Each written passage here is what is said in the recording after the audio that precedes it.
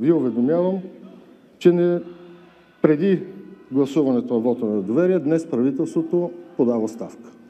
Както заявихме нееднократно, чуваме гласа на гражданите, които протестират срещу управлението. Чуваме го осъзнато. Затова и трябва да бъдем на висотата на техните искания. Техните искания са оставка на правителството.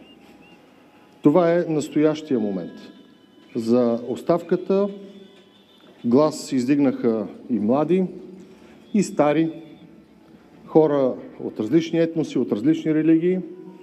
Затова тази гражданска енергия трябва да бъде подкрепена и трябва да бъде поощрена. Това го заявих и вчера пред министрите от кабинета, това го заявявам отговорно и в момента. Трябва да бъде поощрена, защото пред света стоят много предизвикателства и отстояването на демокрацията е едно от най-големите предизвикателства пред всеки един осъзнат народ.